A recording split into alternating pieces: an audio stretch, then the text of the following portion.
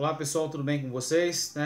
Pessoal do primeiro ano, eu sou o professor Wesley, professor de Biologia, e eu estou aqui para ajudar vocês aí nesse momento, num momento difícil que nós estamos enfrentando, mas espero, Deus abençoe que dê tudo certo, espero que esteja tudo bem com vocês, com a família de vocês, e o governo ele proporcionou aos estudantes algumas aulas via televisão, Rede Minas, também outros canais de comunicação.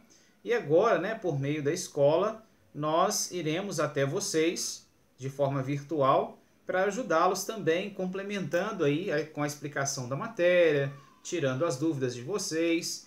E hoje, nesse primeiro momento aí, com a matéria de biologia, eu quero fazer uma correção, e um comentário com vocês das questões que foram propostas aí através da Secretaria de Educação.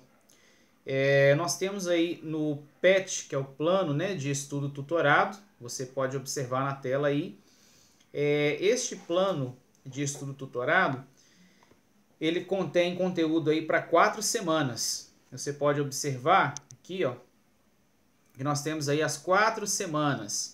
Essas 4 semanas, nós temos aí 20 questões de atividades. Então, nesse primeiro vídeo agora, nosso primeiro contato, eu vou fazer o comentário das 5 questões e já corrigindo com vocês também, para ajudá-los aí a fortalecer o entendimento de vocês na matéria de biologia, ok? Então, vamos lá. Nós vamos iniciar aí com a primeira parte. Bom, aqui é a matéria, eu vou fazer um comentário antes de iniciar com as questões. Na matéria, nós temos aqui o conteúdo de energia, a linguagem da vida e a organização celular. Então, o conteúdo principal, nosso primeiro conteúdo aqui é a organização celular, que é o tópico principal da matéria, que é um tipo de linguagem da vida, porque a célula contém todos os materiais necessários aí para a vida. E através do estudo da célula, dos componentes da célula, nós conseguimos entender como funciona aí todas as formas de vida. E também observamos que dentro da célula existem várias moléculas de energia que dá a ela condição de funcionamento.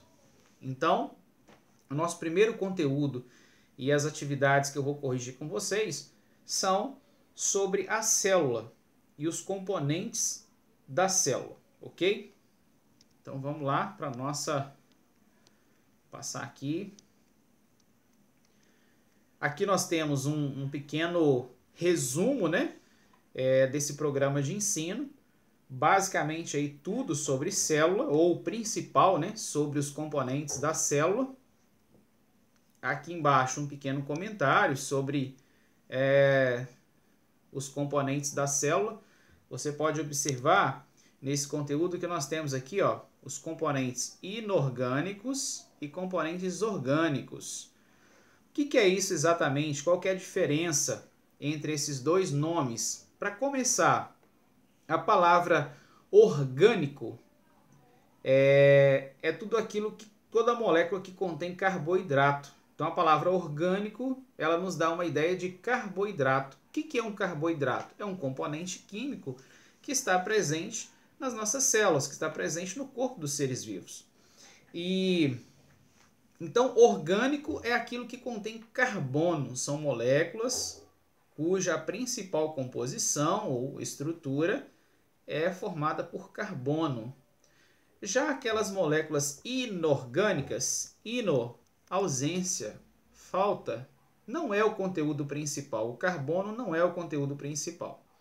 Então, orgânico, carbono. Inorgânico, geralmente o inorgânico é aquilo que não está associado diretamente à vida. São moléculas mais simples, moléculas pequenas.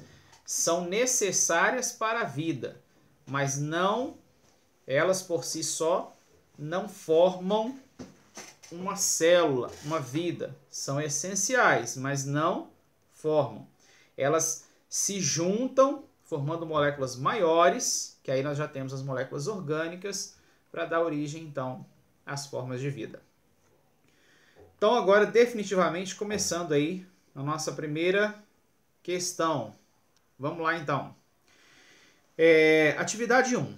Há mais de 2000 anos, quando não se contava com os conhecimentos atuais sobre o surgimento da vida e da composição química dos organismos, o filósofo grego Tales, o Tales de Mileto, afirmou que a água é a origem de todas as coisas vivas.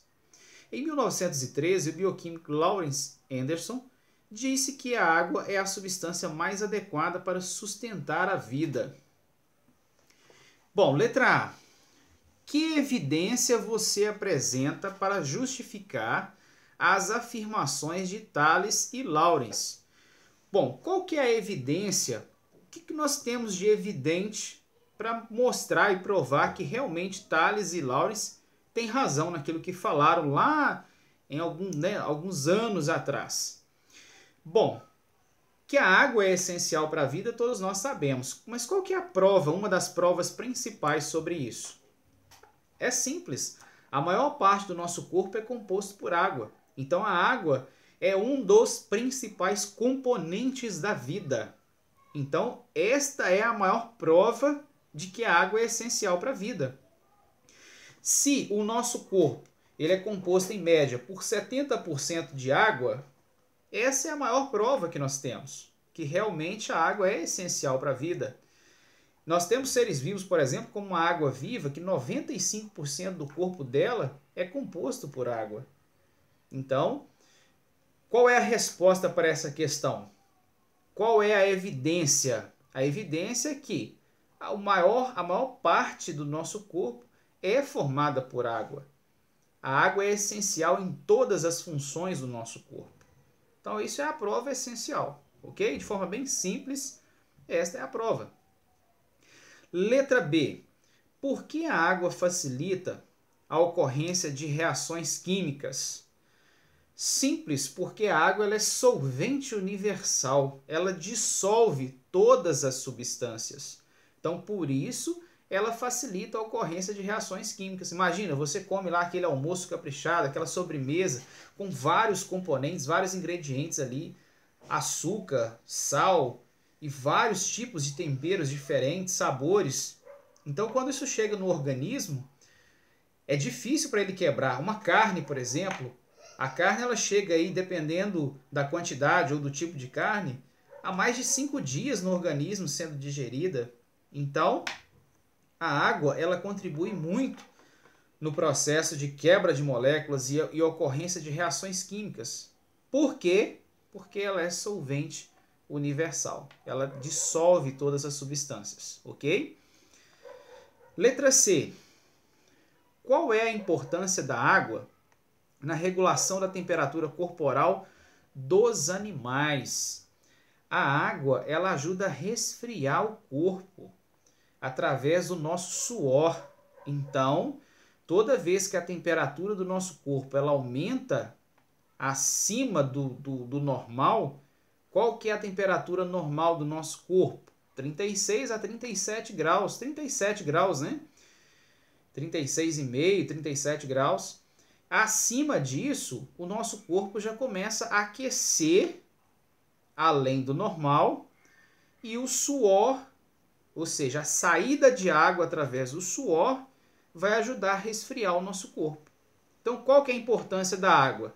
Resfriar o corpo, manter o equilíbrio da temperatura corporal. Ajudar, a manter o equilíbrio da temperatura corporal, através da remoção do calor. Então, remove o calor do corpo. Letra D. Pesquise e responda. Por que a desidratação pode representar um grave risco de vida para as pessoas? Pessoal, para começar, a água ela ajuda a regular o volume do nosso sangue. O nosso sangue serve para quê no nosso corpo? O nosso sangue, eu costumo dizer o seguinte, o nosso sangue ele transporta tudo. Ele transporta todos os nutrientes essenciais para o nosso organismo, inclusive as impurezas. Ele ajuda a eliminar através da urina, né? Os rins filtram o sangue e ali saem as impurezas através da urina. Então, por que a desidratação representa um grave risco de vida para as pessoas? Ora, se faltar água, vai dificultar as reações químicas e automaticamente a digestão fica comprometida, vai diminuir o volume do nosso sangue, automaticamente o transporte de substâncias fica comprometido, as articulações que dependem da hidratação, né? Por exemplo, a movimentação, né? De cada partezinha do nosso corpo aí, ó, se não tiver água, vai ficar ressecado e não vai conseguir movimentar de forma correta, tá? Então, vocês podem citar aí vários exemplos, eu coloquei 3. Dificultar as reações químicas, dificultar a digestão, né? A temperatura do corpo, não vai ter como regular a temperatura do corpo de forma adequada, diminuir o volume do sangue. Então, são várias funções que nós temos aí, ok? Então, pessoal, com isso encerramos a primeira questão, questão número 1. Já foi comentada, né? Corrigida aí com vocês. Vamos para a questão número 2. Na questão número 2, utilizando seus conhecimentos sobre a vida do planeta Terra, responda: de onde provém todos os açúcares naturais, carboidratos, utilizados pelos animais e vegetais? Então, de onde que vem esses açúcares chamados de carboidratos? Simples, pessoal. Olha, a fonte principal de carboidrato na natureza são as plantas, os vegetais. Então, de onde vem? Do processo de fotossíntese realizado pelos vegetais. Então, é dali que são, né, é nesse processo, através dos vegetais, das algas também, né? As algas fazem esse processo. Então, plantas e algas fabricam os carboidratos através do processo de fotossíntese. O que é fotossíntese mesmo? É o processo de transformação de nutrientes através da luz solar, né? Constroem-se moléculas de carboidratos através da energia solar, ok? Letra B. Por que se diz que, se a produção dos açúcares naturais acabasse, a vida na Terra seria extinta? Por que as pessoas, então, os cientistas, né, costumam falar que, se não tiver produção de carboidrato, a vida acaba? De uma forma também simplificada, tá, pessoal? Não estou preocupado aqui com resposta decorada não, viu, gente?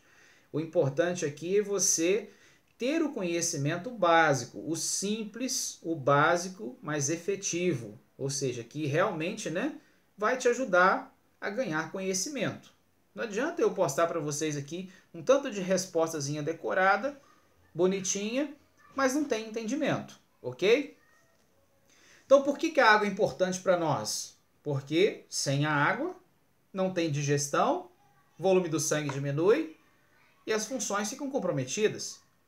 No caso do carboidrato, que é essa questão número 2, se faltar carboidrato, o que é o carboidrato, pessoal? É uma molécula de carbono, mas para que ela serve? Simples e objetivo, ó. Carboidrato é energia, é combustível para a nossa célula. Se não tem o motor que não tem combustível, tem jeito dele funcionar? Não funciona. Não tem energia, não funciona. Então, por que se diz que se a produção de açúcares acabar, né, de carboidrato acabar, a vida está extinta? Porque o carboidrato é o principal combustível para a célula. Então, significa que sem carboidrato, a célula não funciona, não tem energia, não tem como ela funcionar, ok? Então, respondida aí, né, questão número 2. Bom, vamos lá então, questão, só um minutinho, só conectar aqui, opa, um cabo que soltou, só um minutinho, pessoal. Bom, então, questão de número 3.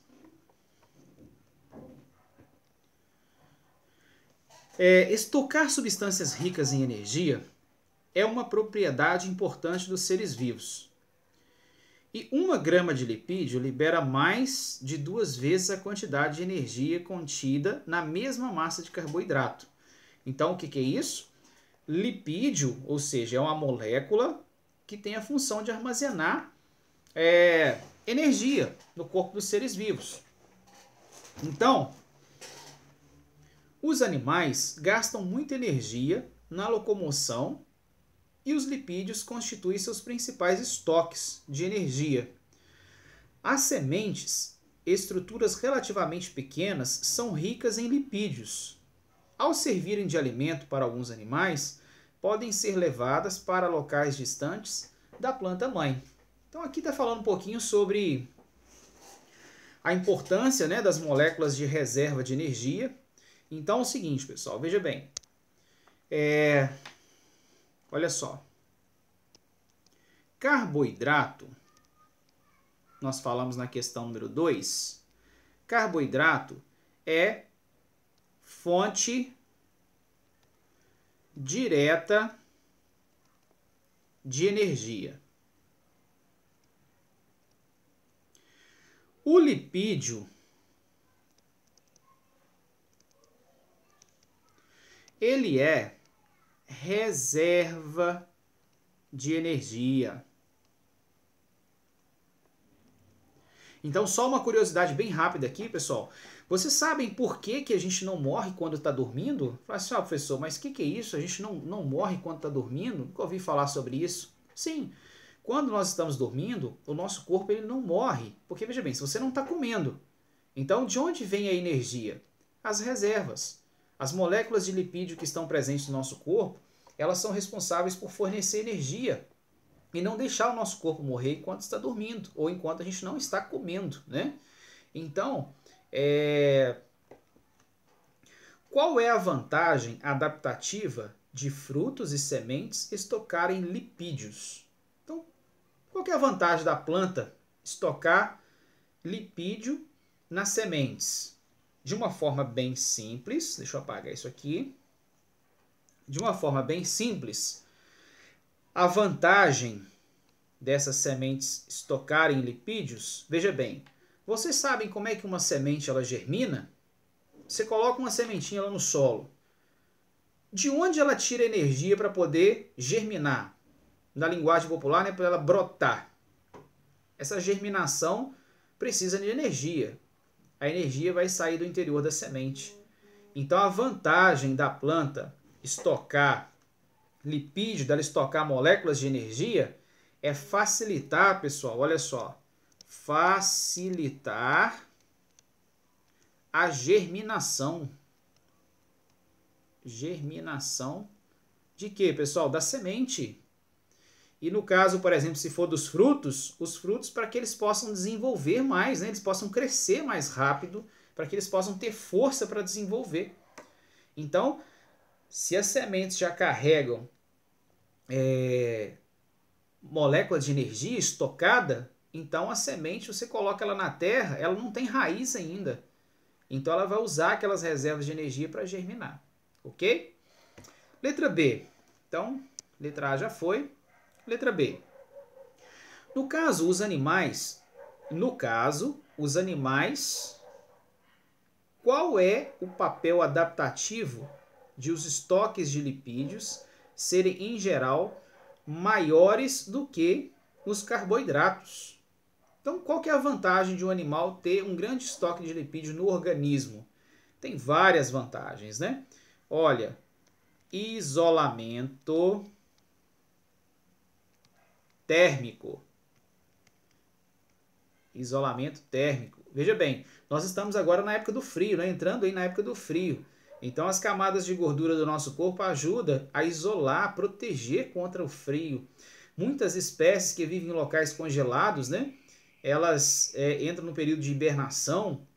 As camadas de gordura, como o urso polar e vários outros animais que vivem em regiões geladas, a camada de gordura, juntamente com os pelos, é claro, mas a camada de gordura, ela isola o corpo do animal, não deixando ele perder calor de forma excessiva. Da mesma maneira acontece com nós, seres humanos. Ok, pessoal? Então, o isolamento térmico é uma função, é uma grande vantagem, né? E adaptação dos animais.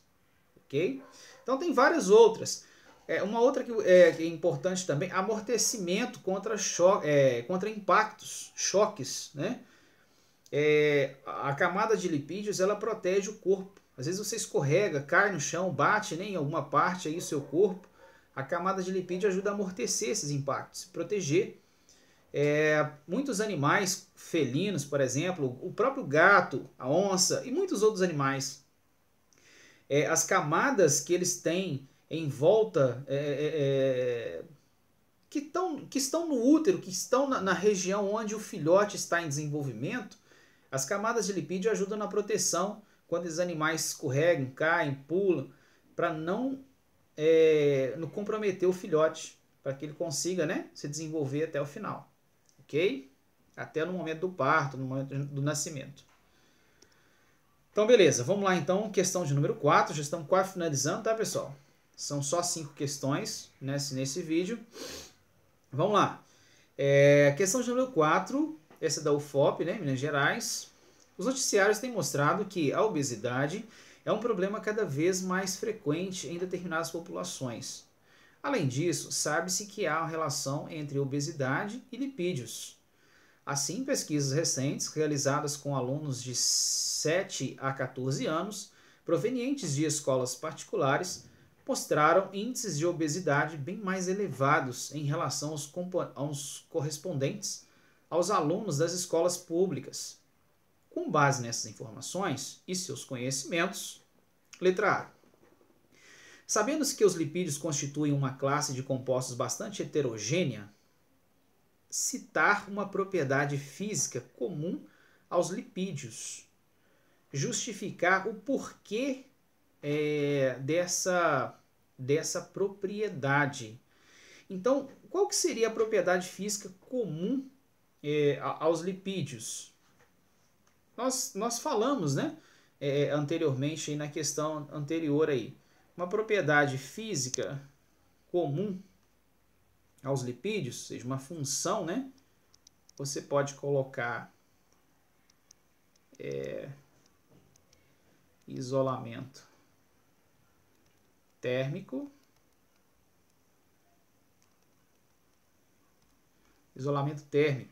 ou isolamento térmico ou amortecimento contra impactos ou choques, né? Por que ela é uma propriedade comum aos lipídios? Porque as camadas de gordura, as camadas de lipídios, impede a perda excessiva de calor pelo organismo, tá? Ela bloqueia ou dificulta a passagem de calor, a troca de calor. E aí o animal, o corpo do ser vivo, consegue reter mais calor, ok? Letra B. Dizer como é denominada a principal substância constituinte dos depósitos lipídicos dos tecidos animais e citar 2 funções biológicas exercidas por essa substância. Então, olha só, um componente principal aí dos lipídios é o colesterol. O colesterol é um componente importante dos lipídios. Só que quando a gente fala a palavra colesterol, você pensa, mas é coisa ruim. Não, a gente tem o colesterol bom e o colesterol ruim. No caso do colesterol bom, uma das funções biológicas é proteger o organismo. Então, ó, uma das funções é proteção, porque ele remove, né, o colesterol ruim, então ele ajuda na proteção. E outra função importante, componente das membranas, ó, componente das membranas, ajudando, né, na composição, no funcionamento das membranas celulares, ok? Última atividade, questão de número 5, essa é do Enem. A água é um dos componentes mais importantes das células. A tabela a seguir mostra como a quantidade de água varia em seres humanos, dependendo do tipo de célula. Em média, a água corresponde a 70% da composição química de um indivíduo normal. Então, nós temos esse quadro aqui, né, apresentando aí tecido nervoso, 85%, tecido nervoso, substância cinzenta, substância branca, 70%, medula óssea, 75%, tecido conjuntivo, 60%, tecido adiposo, 15%, que é a gordura, né, lipídios, hemácia, células sanguíneas, 65%, e os ossos, sem medula, 20%. Aqui só uma observação, uma curiosidade com vocês, né? Por que o tecido nervoso tem tanta água, as células nervosas têm tanta água, e por que o tecido ósseo tem pouca água? Por quê, pessoal? Veja bem, olha só, o tecido nervoso, as células têm muita água por causa do transporte de informações, é muito rápido. Para acontecer muito rápido o transporte das informações, é preciso muita água. Se não tiver água, as informações não serão transportadas de forma muito rápida. Um exemplo bem rápido para vocês.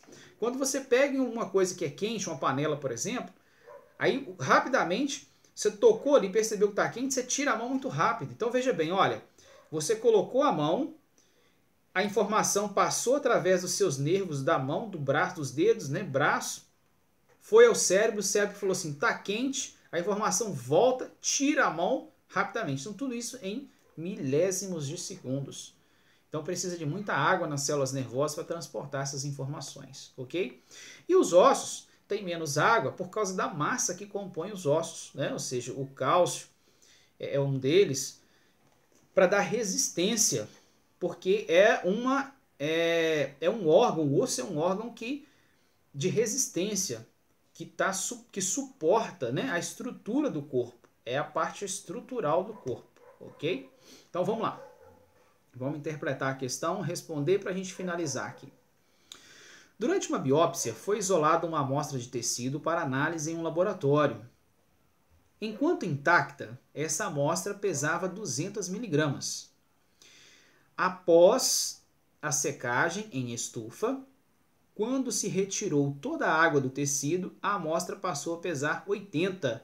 Pessoal, aqui regrinha de 3 básica, né? Com a ajuda da matemática aí, as regras da matemática. Então nós temos aqui, olha só. Baseado na tabela, pode-se afirmar que essa é uma amostra de. Então, a amostra de material pesava 200. Então, 200 está para 100%. Certo? Era o total do peso. Depois que secou, passou a pesar 80. Então, 80 está para X. Então, quando nós fazemos a regrinha de 3 básica aí, ó, nós vamos descobrir o quê? Que 80 equivale, ó, a 40%. Sobrou 40%. Então, de 100% da amostra, sobrou 40%. 40%. Então, isso significa, para 200, falta 120. Ó, desculpa, pessoal, 120. 40, né? 40%, esses 80 que sobrou equivale a 40%. Então, o restante, os outros 120 aqui, ó, que sumiu, entre aspas, é o quê? É a água que estava presente aqui, ó. Isso equivale a quanto? 60%. O que tem 60% aqui na nossa tabela? Ó? Vamos olhar aqui. O que tem 60% na nossa tabela? Ó. Tecido conjuntivo. Então a resposta aqui, ó, tecido conjuntivo, 60%. Ok, pessoal? Então até mais. Depois nós teremos mais aí para corrigir outros vídeos, ok? Esse foi o nosso primeiro vídeo. Então, até o próximo aí.